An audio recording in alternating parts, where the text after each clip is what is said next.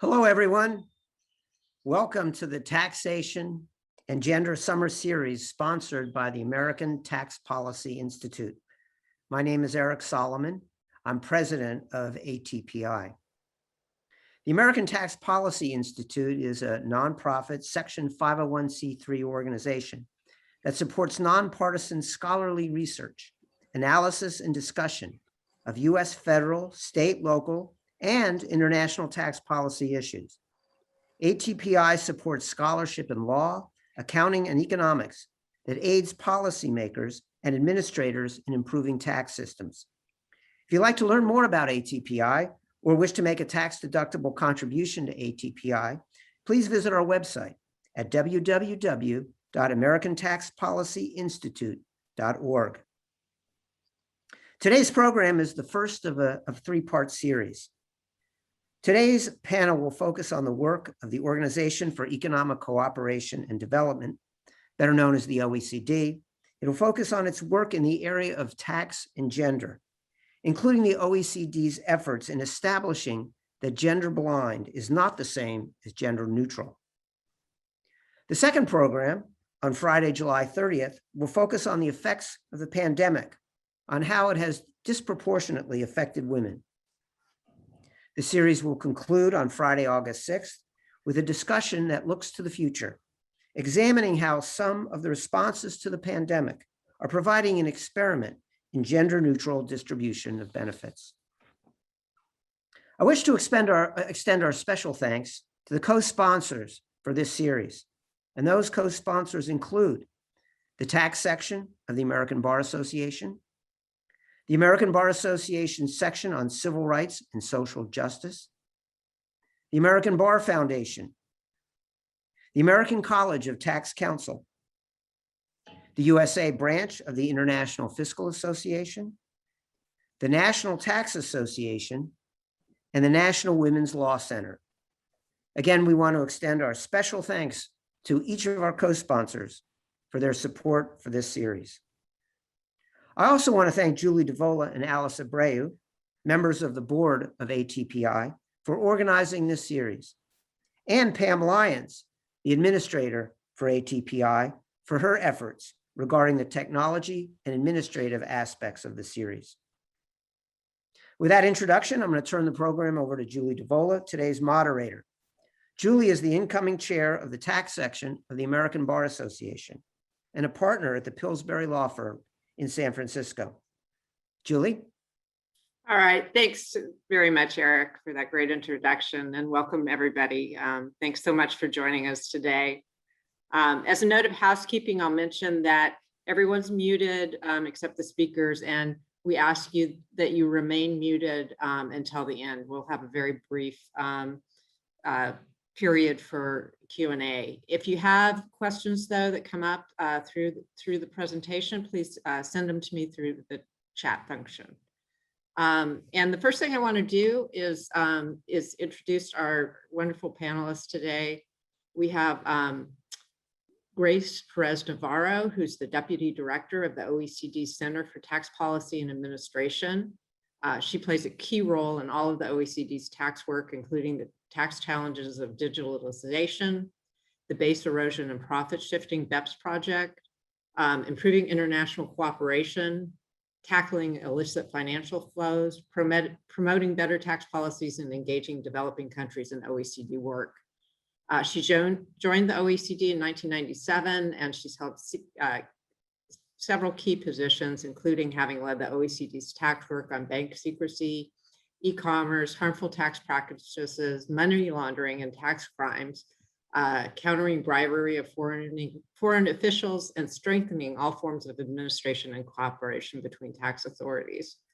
Prior to joining the OECD, she was a special counsel at the IRS Office of the Associate Chief Counsel International, where she coordinated guidance to field offices on international tax issues, oversaw litigation of international tax issues, negotiated TIEAs and treaties, and reviewed regulations, rulings, and other policy advice.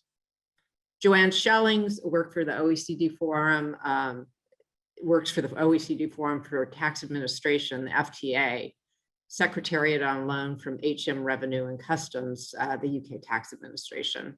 Joanne joined HMRC in 2004, and her career is focused mainly on policy and strategy development. From 2014, she's been involved in international tax issues, which have ranged from negotiating tax treaties, the EU Brexit negotiations, building international relations and tax capability. In her current role, Joanne is involved in tax debt management, the Joint International Tax Shelter Information Center, Tax Crime Forum, as well as the FTA's Gender Balance Network. Before we get started, I just want to take a couple minutes and give you a little bit of background about this series.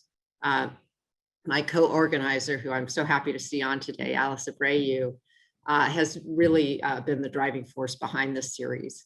And Alice is an amazing professor at Temple Law and the director of the Temple Center for Tax Law and Public Policy. Alice has been thinking and writing about these issues for a very long time. And I've been a tax lawyer for a very long time. And throughout that time, I thought I had a passion for tax policy. But I was very late to coming to this understanding of the way that tax policy impacts social justice issues. Once I started learning about these issues, the two realizations hit me. The first is the impact of tax issues, tax policy on issues like race and gender equality is huge and often negative. And second, especially in the US, it's shocking to me that outside of academic circles, these issues are so rarely discussed and so often misunderstood. In 2019, Alice and I began organizing an in-person conference that was supposed to be held in fall of 2020. We all know what happened to in-person conferences in 2020. And we were holding out because we felt that, for a convening like this, in-person would be really important. But then during that time, we began seeing the pandemic and the effect that the pandemic has on vulnerable populations and the extent to which vulnerable populations like women and underrepresented minorities became more vulnerable, and to which the extent to which they've been disproportionately adversely affected by the pandemic. So these facts, in combination with the critical importance that tax laws and other stimulus is so critical right now, and that it's so important that we not reinforce the biases reflecting in our existing laws, was the motivation for us having this virtual series. So with that, I want to turn this over to Grace and Joanne. I'm so grateful for them for their appearance today. The OECD under Grace's leadership has been doing the truly groundbreaking work in this area. So Grace. Thank you very much, Julie and Eric, and also Alice.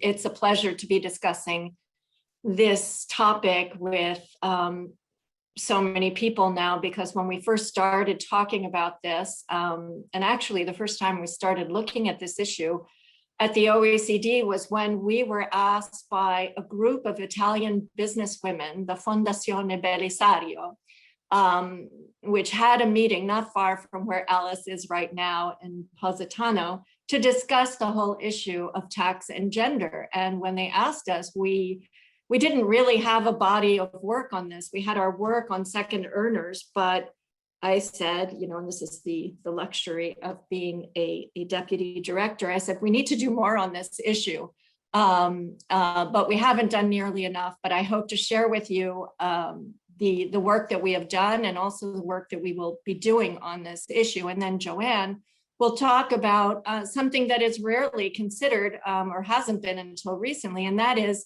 gender and tax administration, and what are the issues there. So let's get started, because already I feel like we don't have enough time to talk about this issue. If we go to the next slide, I want to start by talking about the design of tax systems when we think about tax and gender equity and inclusive growth. And as with any policy area, policymakers need to balance a lot of different objectives. And in the tax area, policymakers need to think about revenue generation, efficiency, equity, simplicity, transparency, administrability, and many other objectives when they're designing tax laws. Now, if we look in the gender context, the issue of equity or fairness, equity in tax policy is typically analyzed from a horizontal, vertical, or intergenerational perspective. But there is also a strong human rights case for looking at equity in the tax policy context from a gender perspective. And you see on the slide a reference to the SDGs, the UN Sustainable Development Goals, and I don't know if everyone knows what those are, but these are goals that are supposed to apply to all countries, not just developing countries, and they are a set of 17 interlinked global goals designed to be a blueprint to achieve a better and more sustainable future for all. And these were established in 2015 by the UN General Assembly, and they are expected to be achieved by 2030, their goals, and so quite ambitious. Now, SDG 5 calls for ending all discrimination against women, and this presumably includes gender discrimination in the tax system. It also calls for promoting the full and effective participation of women in the economy. And in achieving that goal, tax may be an important consideration. Gender equity or inequity can have serious implications for economic growth via impact of taxes on encouraging or discouraging labor participation, for example. And this has been found in many studies. I'll just give you a few examples. The World Economic Forum found, for example, that GDP per capita is correlated with a smaller gender gap. Another study found that gender equity increases the stock of human capital, makes labor and product markets more competitive, and increases productivity. We also need to think about the income loss associated with gender discrimination in social institutions, such as discriminatory family codes, restricted physical integrity, restricted resources and assets of women, and restricted civil liberties of women. The income loss resulting from such gender discrimination is estimated at up to 12 trillion US dollars, or 16% of world income. Now, by contrast, a gradual dismantling of gender-based discriminatory social institutions by 2030 could increase the annual global income growth rate by 0.03 to 0.6 percentage points over the next 15 years. So a significant impact. So while gender equity alone is a very important rationale for taking action, gender equity should also be a priority for countries looking to increase their economic growth. This means that if a country doesn't consider gender equity to be a top priority for fairness grounds, they still should nevertheless consider it as a priority to increase economic efficiency. Now, if we go to the next slide, I want to talk a little bit about a framework for how we might look at tax and gender issues. And the first question is, does tax affect men and women differently? And here we start with looking at whether the tax system treats genders differently. And here we look at explicit bias, which occurs where tax provisions are legally linked to gender. This is uncommon today, but examples can still be found in developing countries. In Morocco, for example, married men automatically receive deductions for dependents, but married women must prove that they are the heads of their households to qualify for these deductions. In Pakistan and India, and this was pre-2012, women received a higher income tax exemption than men. So this was positive bias towards women as opposed to the previous example. But we also need to look at implicit bias. And I think here is where the big issue lies. Does the tax system implicitly treat genders differently? Now, implicit gender bias occurs if the tax system is ostensibly neutral, but differences in the economic behavioral patterns of men and women can still lead to the tax system having different impacts on men and women. And these differences in economic behavioral patterns can include income levels, labor force participation, consumption, ownership, entrepreneurship, savings, and even tax evasion. Now, one obvious example relates to the impact of the tax system on second earners, which tend to be women. We will see some examples later on. Now, we need to look at the second question on the slide also, and this is if bias exists, should the tax system respond to these different behavioral patterns? And if so, how? And this is a hard question. Should the tax serve to correct underlying gender-based differences in behavior or to make up for the inequity given such underlying differences, it's important for policymakers to have a good understanding of the different patterns of economic behavior and the interaction with the tax system. One of the conclusions is that when designing tax systems, policymakers should include gender equity as one of the factors, in addition to the more standard tax design criteria, to be taken into account when designing policies. And then finally, if the tax system responds, how will this affect other criteria of tax system performance? As I said before, tax policymakers need to consider a whole range of other objectives, and they will need to consider how the measures to address or redress gender inequality could impact equity, efficiency, growth, simplicity, etc. All right, well, with that, let's turn to the next slide and dive a little bit deeper into the implicit bias in tax systems, which, as I said, I think is the bigger issue than explicit bias. And here you have a list of different types of biases you can have in the tax system. I'll just highlight a couple. I've already mentioned labor market participation and the issue of second earners. There is the undertaxation of extra hours worked. And here what we're talking about is the fact that in some systems, taxing overtime at lower rates, for example, by not levying Social Security contributions, there is a greater incentive to work extra hours and encourage workers to work more hours. Well, in practice, this is usually done by men. And as a result, second earners have less of an incentive to work more. So the undertaxation of bonuses and income from extra hours worked reinforces the existing gender imbalances.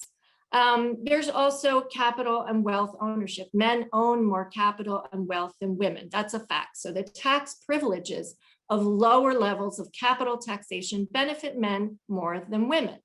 And then there's an interesting little fact. It's a fun fact, but we need to dive deeper into it. And that is on the whole issue of tax morale or tax evasion.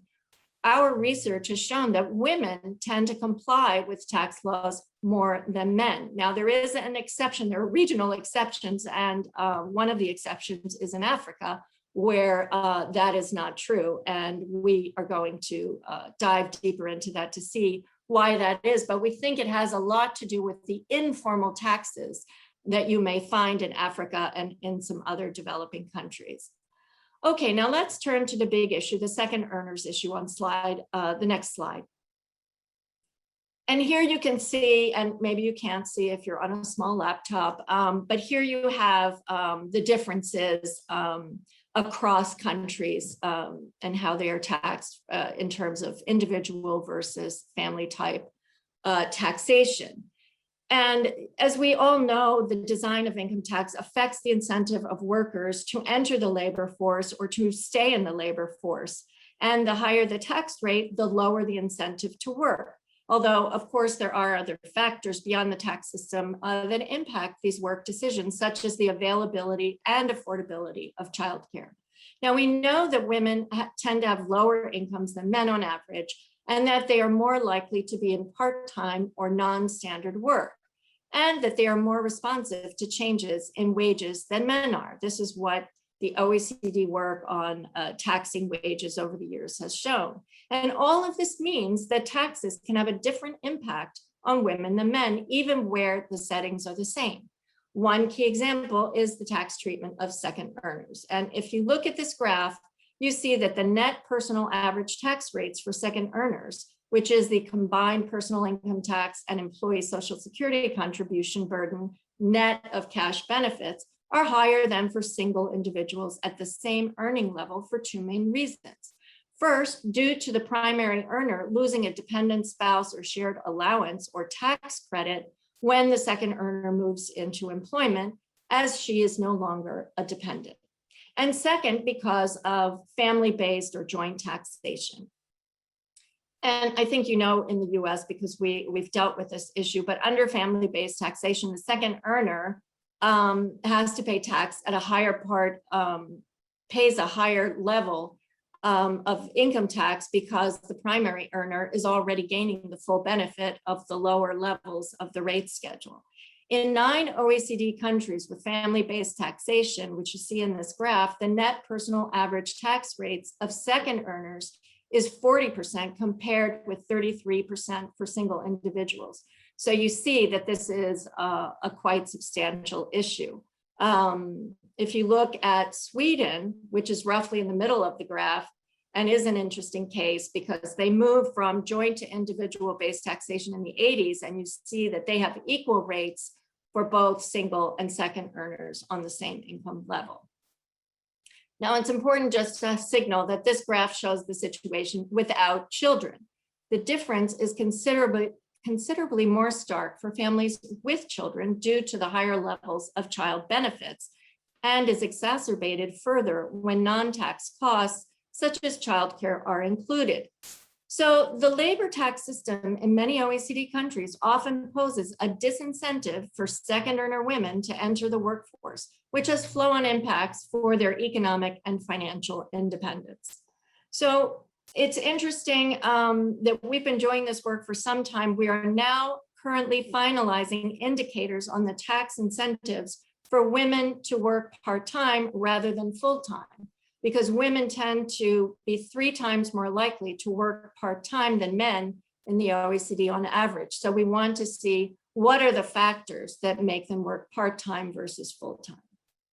So that's the second earner issue. Now, if we go to the next slide, let's look at consumption taxes and gender. Now, consumption taxes, and these include VAT, excise taxes, and fuel taxation, can affect men and women differently, but the impact is hard to identify.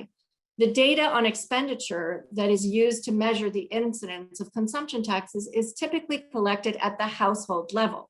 So even where individual expenditures within a household are identifiable, this doesn't give us really a good idea of who is bearing the incidence of consumption taxes within a household for 2 reasons. First, the person who purchases food may not be the sole person benefiting from that purchase.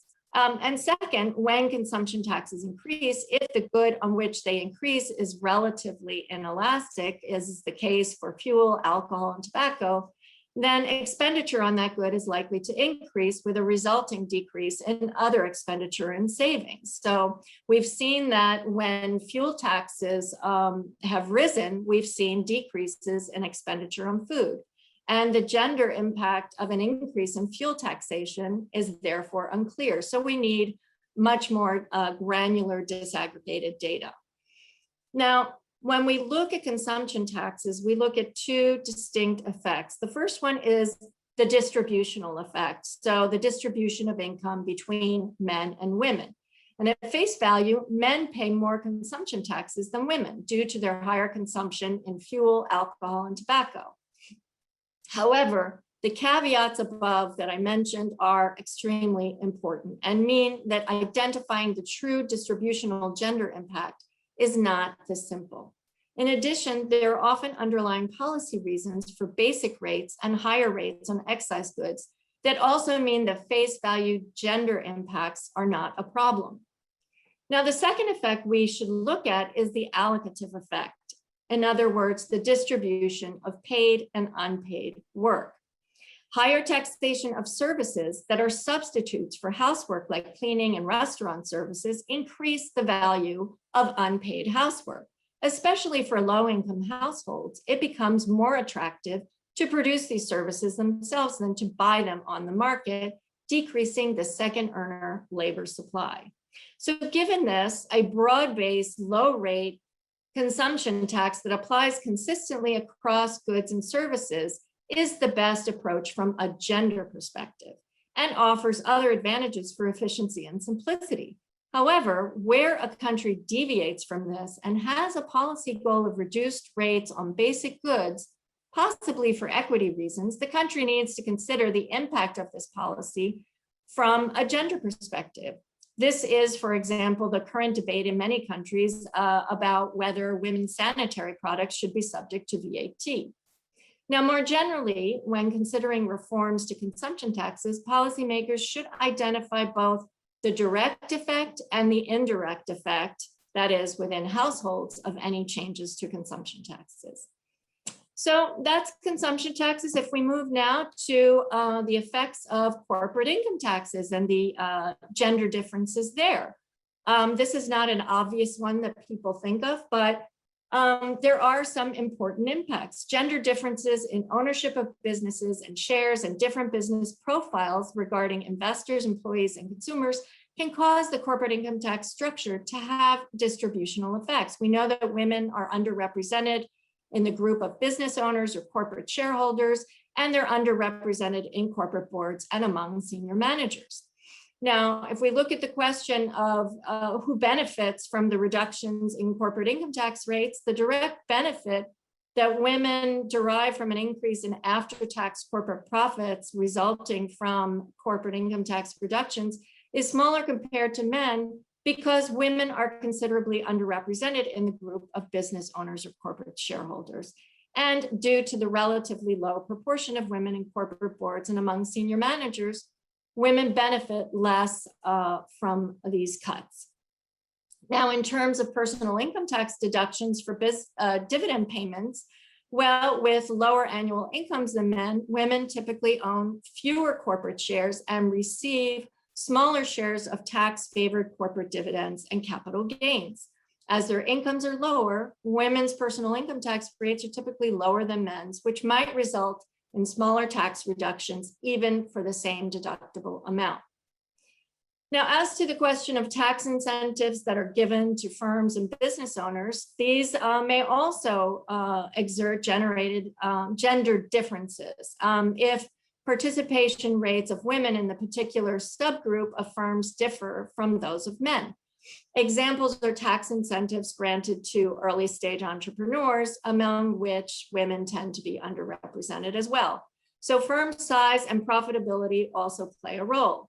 Tax allowances do not benefit firms which are too small to pay tax. We have data from the UK, for example, which shows that on average, businesses owned by women are smaller compared to those owned by men. Therefore, tax incentives may widen existing gaps between male and female new ventures and business creation. The problem here is the research gap that we have due to lack of data, and to assess the gender impact of corporate income tax structures and incentives, we need sufficiently disaggregated data by gender with regard to the owners of businesses, shareholders, and employees, and potentially also concerning the size, the year of formation, or the legal status of a company. We know that as the world of economics moves more and more into microdata, this information may one day be available, but for now, it's very hard to get. Now, if we turn to the next slide, we'll look at gender balance of user fees and informal taxes. And I hinted to the informal taxes earlier. This is mainly a developing country issue because they tend to rely much more on user fees and informal taxes. And the types of payments that we're talking about are those made directly at the point of accessing services. And these can be either user fees or informal taxes that are not taxes in a strictly formal sense, but we think that we need to include them in this discussion because to the extent that they are the price paid by citizens for accessing services provided on a more or less monopoly basis by government organizations or non-state actors, then they are, practically speaking, very similar to taxes and might in effect substitute for formal taxes. And this is particularly the case in developing countries. It does seem likely that funding public services, formal or informal, through user fees and informal taxes is likely to, on average, be disadvantageous to women. Now, first on user fees, with an increase in decentralization, local governments are increasingly expected to rely on their own sources of revenue for providing services. And user fees are a common source of providing such revenue.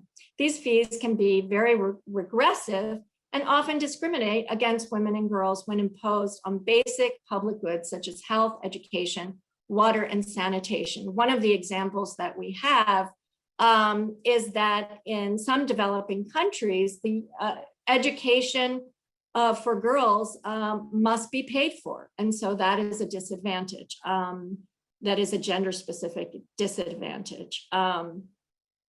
Another example that we have is the user fees for toilets, if you can believe that. Women tend to use toilets much more frequently than men do and have fewer alternatives. And so this becomes important in the markets that you have in developing countries where the women traders need to spend a lot more money on this basic function than men do. So these are just some examples of user fees. And then if we go to informal taxes, these can be at the local level where the state isn't really filling a service gap. And sometimes these can be imposed in an informal way by local actors. And so that has a significant impact on women in developing countries. So those are some of the different implicit bias factors that can affect women. Now, I want to turn to the next slide and talk a little bit about what COVID has changed and what does this imply for taxation. And I know Eric said earlier that there will be another session in the series on this topic, so I won't spend too much time on it.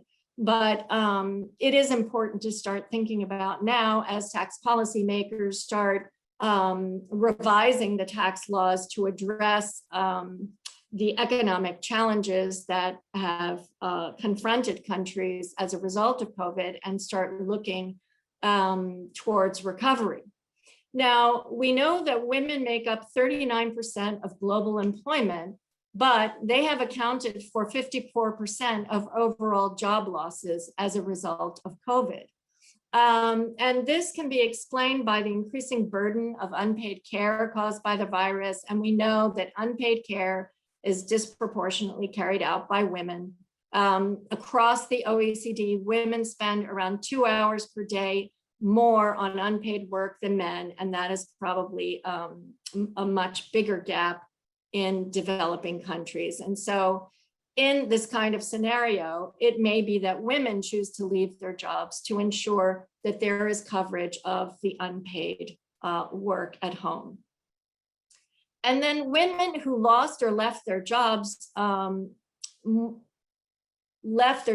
than men because of gender segregation in occupations, because the women-dominated sectors have been particularly affected by the crisis. So accommodation, food services, wholesale and retail trade, manufacturing, clothing, personal care, and restaurants.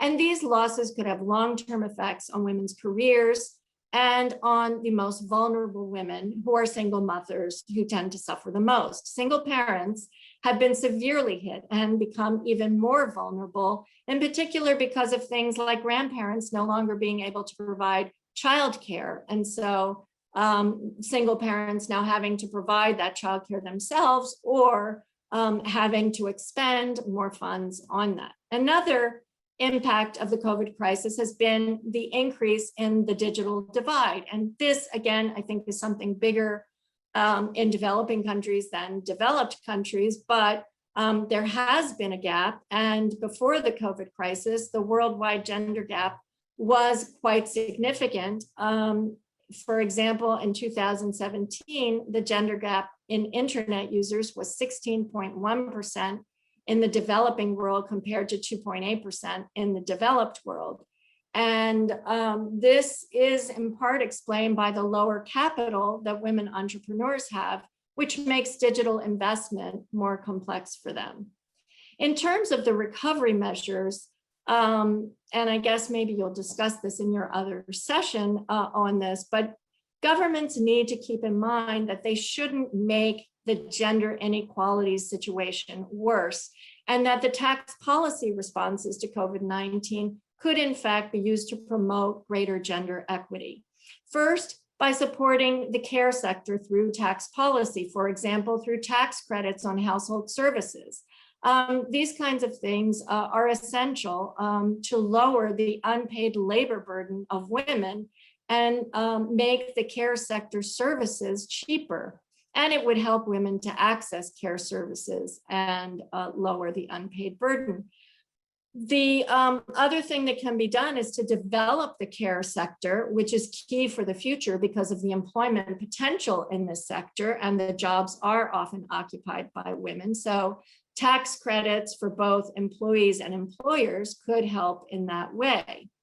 And then there could also be rethinking about the design of tax incentives for overtime work as a way to rebalance the roles and unpaid activities within households.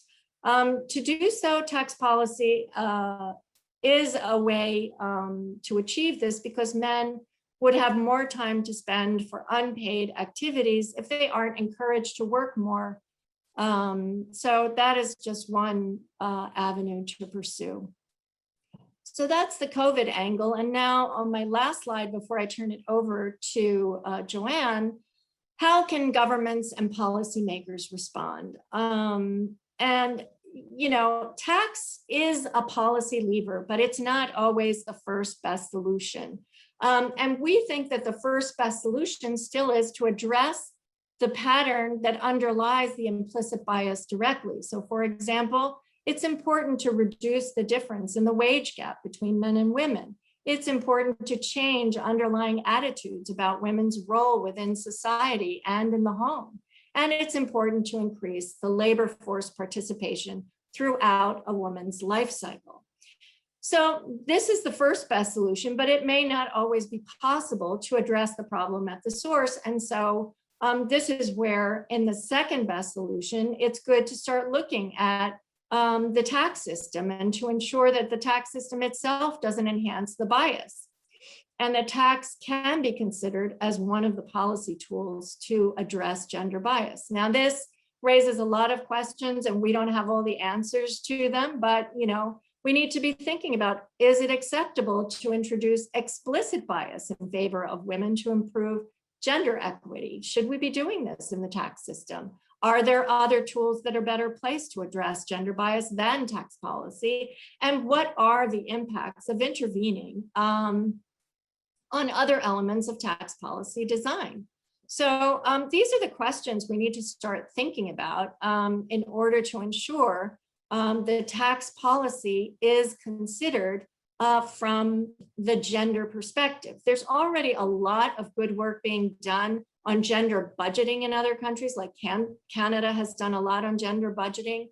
But gender budgeting measures tend to focus on the expenditure side and not so much on the tax side. So there may need to be a greater focus on this. In terms of concrete policy actions, as I said, moving to individual personal income taxation rather than joint taxation is key. Ensuring women have access to tax administrations, their tax information and credits, and Joanne may talk more about the tax administration side. Looking at consumption taxes and see whether the systems are impacting women unfairly, and move to a broader base, lower rate, except where there's a need for reduced rates for equity reasons, and then reviewing informal taxes and user fees. These are just some of the things, but we hope to have more guidance in the future for countries and policymakers, because we've just launched a survey of 139 countries and jurisdictions to better understand how countries are considering tax policy and gender, including whether they've ever even looked at it, and to identify and prioritize possible future areas of work. So we hope to get more data that we can share with you in the future on this. And with that, I'll turn it over to Joanne. Thank you. Thank you very much, Grace. Next slide, please. As Grace mentioned, I'm going to speak about tax administration and its importance in tackling gender equality. So if we can move on to the next slide. So whilst we were preparing for these summer seminars, the question was asked what was meant by administration and what its role is in achieving gender equality. And administration can be different things to different jurisdictions. So from my own personal experience, administrations do not simply execute and implement policy, but can have a wider role in policy development. For example, some administrations can be responsible for strategic policy, its design and development. If they're not responsible for this, they may be responsible for developing the actual policy policy detail that sits behind the larger measures. And most certainly, they will be responsible for the operational design, development, implementation, and policing of tax policy.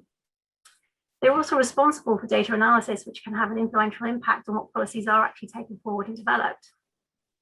So tax administrations can and do have influential roles in creating, implementing, assessing tax policy. And we have a live example of this with the current pandemic. So in dealing with COVID-19, many countries relied on their tax administrations to design, deliver COVID-19 fiscal support measures in a matter of weeks. So it's important not to underestimate an administration's role in the policymaking process. The gender landscape of a tax administration is very important. So this can have a big impact on policy design and the implementation of those policies. So the tax administration data series for 2019 has identified that most tax administrations have a significant disparity between the proportion of women in leadership positions compared to the number of female staff in their workforce as a whole. As you can see in the chart on your screen, while many administrations are close to the proportional line, typically female staff remains proportionally underrepresented in executive positions and significantly underrepresented in a number of administrations, as you can see in the red oval. When we actually look at the data behind this graph, over the period of 2014 to 2017, on average, the percentage of total female staff, as well as the percentage of females in executive positions, did increase slightly, which is positive. However, unfortunately, what we're seeing in the latest edition of the TAS, which we published towards the end of this year, sadly, very little has changed in the intervening period. And that's something that we will need to work with administrations on to see what the barriers are. But on the positive side, tax administrations generally have better female representation in the executive grades than other government departments. But it does remain to be seen how COVID-19 has affected that balance. Now, it could affect it in a positive way as there's much more flexible working and as we're looking at better or different career paths and how we manage that in the virtual environment. But it also could have a negative impact as well. And we won't know that for some time to come. And I'll go into that in a little bit more detail later on. Next slide, please. So can an administration's gender landscape impact on tax policy? And yes, it can. Not having a diverse workforce at all levels of management and leadership can lead to unintended implicit bias, simply by not having the range of voices as part of the policy development process. Now, Grace earlier posed the question, where there is implicit bias in the tax system, should the tax system respond? And I'm going to set out some actions for people to consider. And I'm going to look at those very briefly from a tax administration point of view. So where there's implicit bias directly in the system, and Grace mentioned this in the context of policy design, it's very important from a tax administration design as well. So you've got to look at the wage gap in government departments, and you have to lead from the front. So if you can challenge that and manage those wage gaps between men and women, you'll actually become a more attractive employer. You'll be able to actually lead the way in those areas. Changing underlying attitudes about women's roles. So this applies to jobs within administration. So looking at those STEM roles and those compliance roles, but also managing women's own perception and that they can do those roles and they can actually work in those areas. And that can actually have a big impact on how policy is designed, because again, you have more voices in the room whilst you're developing that and you're looking at those processes from many different perspectives. Another point Grace made was increased labour force participation throughout a woman's life cycle. So how can tax administrations encourage women into all areas of the administration, including management and leadership, and making sure that we manage our culture and our behaviour, and trying to design those biases out from the start by having people in leadership positions so that that can be managed and challenged appropriately. Change the system itself. Grace raised some very important points there. And care should be taken to ensure that the tax system itself does not enhance bias. Tax administrations, they design the systems, they implement the systems, and they influence how the policy is designed. So you need to make sure that the gender landscape is actually broad, so that you can have those views and build that in to make sure that the implementation is inclusive, that you're not missing key parts of the population whilst you're actually designing and developing these things, and do it from the start.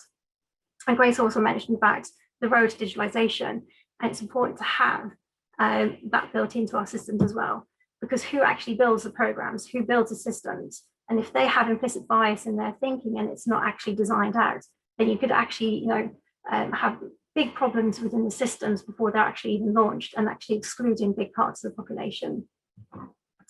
Assessing policy impact, as long as you do that right from the start and you do all key stages of a tax administration processes, hopefully that you'll be able to design most of those biases out or mitigate them where you can.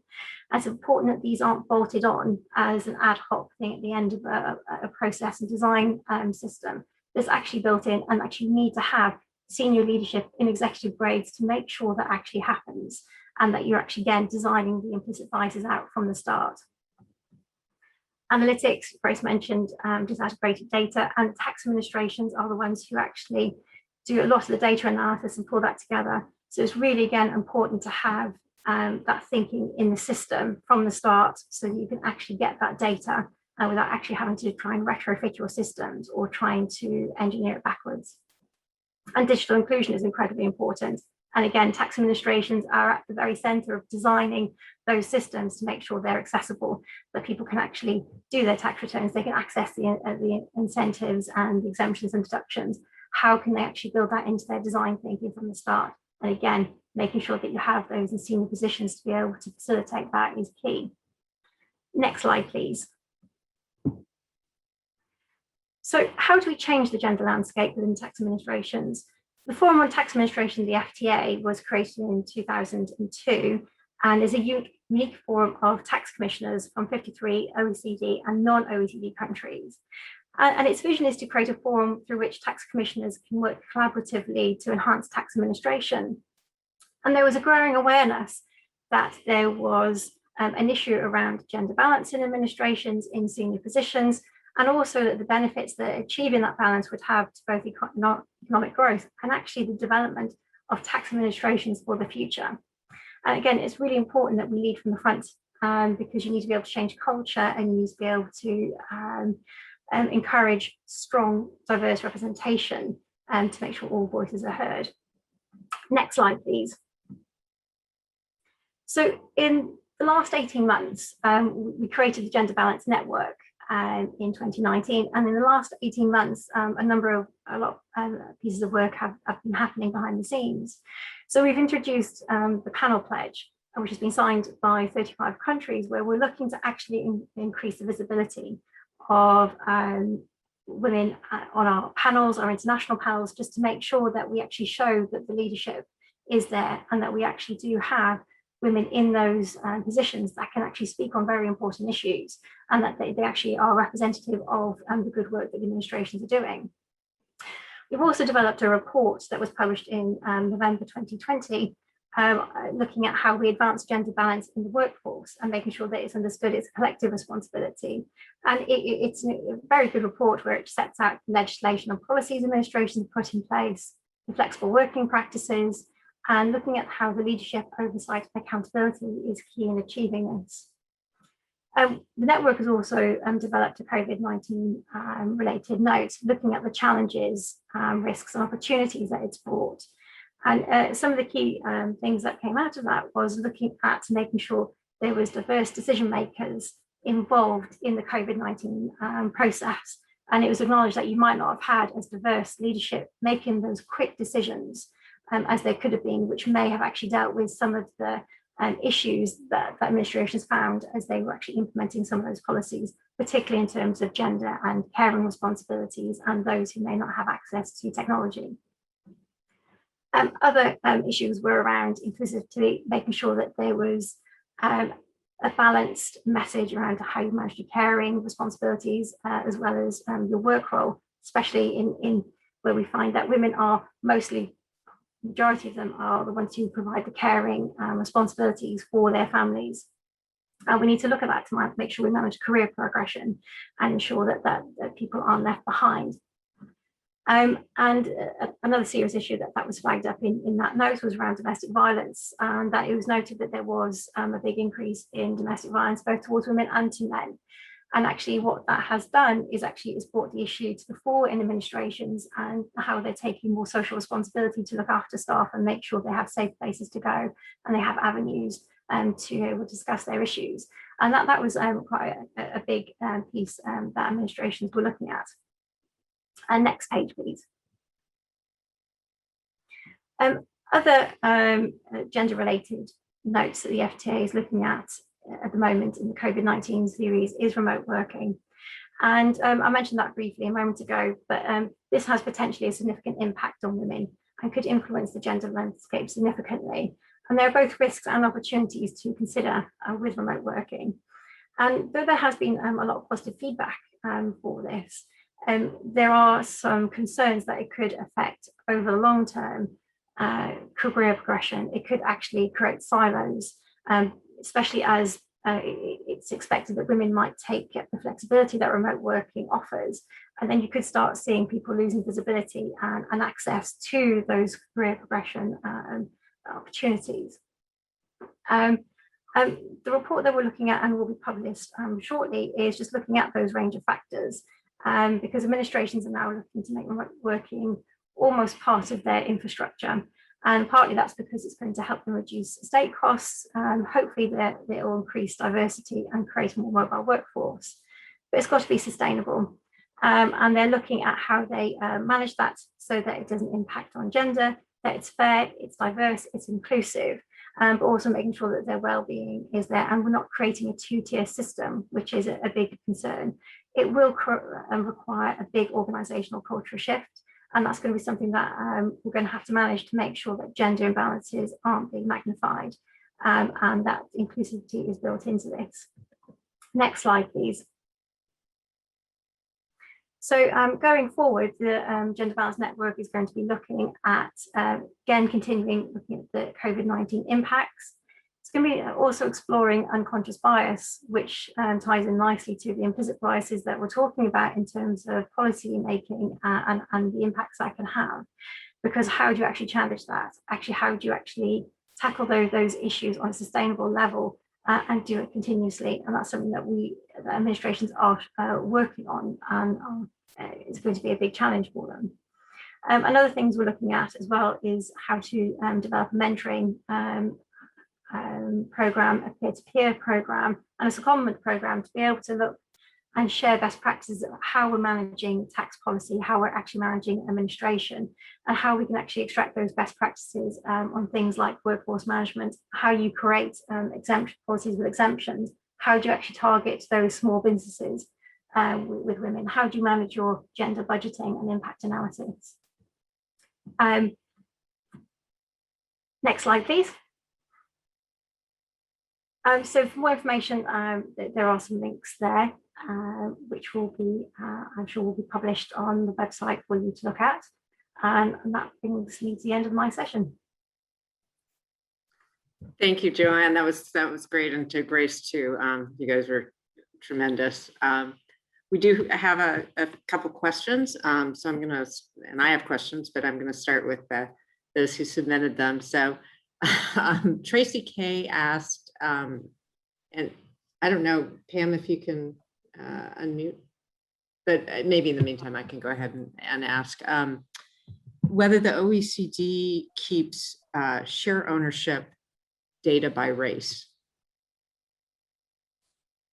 I can't answer that question, but at least now I can look and see. I sort of doubt it, but obviously that's not an area that we cover in the Center for Tax Policy and Administration, but we do have a whole department that focuses on activities, corporate governance, etc. So I can check and see if they have that type of data, but I kind of think they don't. All right. And Alice, I think you're unmuted, that you can just ask directly. Yeah, so my question was actually a sort of follow-up to Tracy's, and that was whether, I know that in the US, the Internal Revenue Service does not keep tax data by race or gender, and that is something that is currently the subject of discussion, thanks to a terrific article written by Jeremy Bear-Friend that appeared in the Tax Law Review not too long ago. But I'm wondering if in all of the countries that have single filing, unlike the US, whether there is data on things like audit rate by gender. Yeah, I'm going to ask Joanne if she knows whether that is in the tax administration series. I suspect it is not, because otherwise she would have mentioned it in the presentation, but the tax administration series tries to cover a range of different metrics across tax administrations. And I have never seen anything suggesting that. Moreover, the focus on gender in the tax space is regrettably fairly recent in the OECD. We've had this kind of work in our program of work for some time now, but as you can imagine, it systematically got put aside for quite some time because, well, there was, the financial crisis, there was the tax challenges of digitalization, which we just delivered on. And so there's just, always another priority. But it would be interesting, Joanne, to see if the FTA would be interested in compiling that type of information, because that, I think, would be very useful. I agree. I know that we're looking to do a more detailed survey, probably in about 2 years' time, just to look at actually how we actually look at that and the COVID impacts. And we can possibly work with the networks to understand,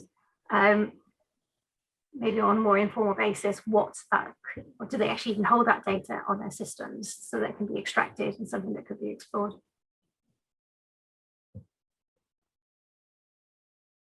That's great. I have so many questions, but one thing I wanted to circle back on was this $12 trillion figure, Grace, that you mentioned, and maybe you could just tease that out a little bit. It's just such an impactful number. Yeah, it is, and this just has to do with what the global economy is losing as a result of not having women in the workforce. And so that is something, I don't know if you remember when Shinzo Abe in Japan coined the term womenomics. He had Abenomics before that and womenomics. And the idea behind this was really to promote the concept that the issue of women in the workforce is not just one of fairness and equity, but actually an important economic issue. And you can imagine that in the context of a country like Japan, which historically didn't really encourage women to work, and even when women worked, as soon as they were to have children, they were really encouraged, very strongly encouraged, to leave the workforce. So there are those kinds of social biases. There are laws in different countries where there are restricted civil liberties. I mean, just take the whole issue of women not being allowed to drive in some countries. That limits work opportunities in and of itself. So there are all these different types of social norms or institutions that can negatively impact a woman's participation in the workforce. Or, sometimes it's not even they may get to participate, but only in a limited fashion, only in limited professions, or not even professions. And so these are the kinds of things that need to be addressed in society in order to bring that economic fruit to bear from women in the workforce. No, thank you for that. And I know in the US, we suffer from not having much of social safety nets like subsidized childcare. And also just, in the pandemic as a developed country, we were more about just giving people support money, but not keeping them in their jobs. And so all of that has just really exacerbated what's happened here. I do want to be mindful of people's time and end on time. I want to thank you so much, Grace and Joanne, for a wonderful presentation. I've learned a tremendous amount, and yeah, it's just amazing. I do want to mention that a recording of this session will be available on the ATPI website within a few days, and I've put a link to the website in the chat function if people want to see it there. So again, thank you so much. Just really, really appreciate it. And thanks to everybody for viewing.